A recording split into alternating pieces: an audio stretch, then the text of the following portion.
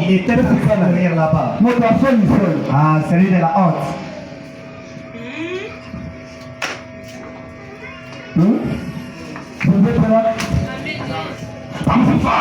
Les autres ici, ceux qui passaient à terre, si je suis assis, attaque un Fandi. Je faisais ici une autre campagne de évangélisation. Et dans la côté, j'ai fait la fête de Mongo. Mais là, la télé, les gens étaient nombreux ici. Moi, j'étais assis. J'allais donner la chair. Il a prêché. Il a fait donner les gens. Il est à quelle vérité? C'est ma vérité. Même quand je ne sais pas. Mais quand on a pas mort, les gens qui ne me connaissent pas vont dire.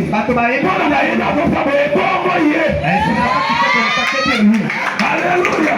Comment on va la haine de ma vie spirituelle?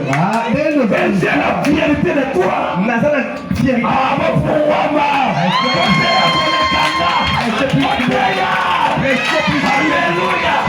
Maintenant il bouge. J'ai le collègue qui m'appelle. C'est la dimension que nous comprenons encore. La dimension que nous comprenons. Aïti na kamba. Aïti na ofianamba. Aïti ni miette d'aluma. Aïe pepe de aluma. Yo pepe de aniko no kai. Lego takone abukete la kunako. Alléluia. Amen. La puissance, la miawana. Kai le bien. Fokeye. Il sera puissant. Ah, et qu'on commissaire Nguya. Oui. Mais maintenant, c'est pas la réaction, c'est la puissance de Saint-Esprit. C'est-à-dire, grâce à Saint-Esprit puissant, et quand il a drapeau, et il commence à faire des effets, c'est là l'option. Papa, allez oublier, et par quoi ils ont n'ingisa ya molimo santo. C'est que Saint-Esprit, la puissance de Dieu, et l'action, c'est la puissance de Saint-Esprit. Molimo santo, eza nguya na nzambe, kasi et par quoi ils ont n'ingisa ya molimo santo. Quand le Saint-Esprit entre, et quand il y a des choses en action, quand il commence à opérer, l'option est transmissible. Et par quoi mais le Saint-Esprit n'est pas transmissible. Mais un pasteur ne peut jamais donner le Saint-Esprit, mais il peut donner l'option.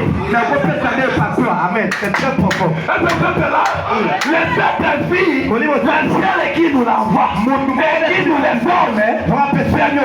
Et ça m'a l'air. Quand on vous donne la baptême, on seulement la main, mais le baptême est de Jésus. Après l'évêque que Jean-Baptiste avait fait, écoutez, c'est le vent qui était sorti du ciel, qui a confirmé que c'est mon fils bien-aimé.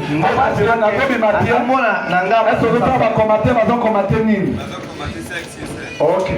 Amen, amen. Alléluia. Amen. Alléluia. Amen.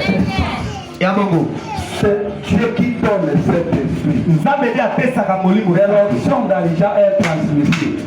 L'onction de tout est transmissible. L'onction est diabolique et l'onction de Dieu. Amen. Quelqu'un qui a l'onction de l'impudicité, il peut le transmettre l'onction de l'impudicité. Il y a un peu qu'on peut faire n'importe qui moutou na yote. Quand vous faites ça, vous pouvez voir la famille. Vous pouvez faire qui doit avoir ça. À côté de ce qui va faire la côte à côté de ça.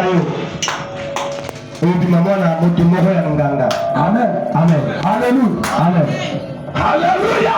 Amen. La Saint-Esprit, c'est la puissance de Dieu. Molimo cette femme de l'ensemble. Batou ne peut jamais servir Dieu. Ma conseil de l'ensemble était à la bonne conduite, à la persévérance, et à aller jusqu'au bout. Ce qui est un sangi molimo sangi. Parce que le monde que nous sommes, nous qui le temps de combat, beaucoup de tribulations, beaucoup de scandalisation, la Jésus c'est le vrai enseignant. Il te montre que ne fais pas ceci. Ne fais pas comme ça. Molimo Santo. Mais aujourd'hui, beaucoup de gens parlent de Dieu. Fais aller le Saint-Esprit. Kodwa kisamoli no sang batie ya wote. Yo ka disciple. Ba yo first 2 ans et 6 mois avec lui.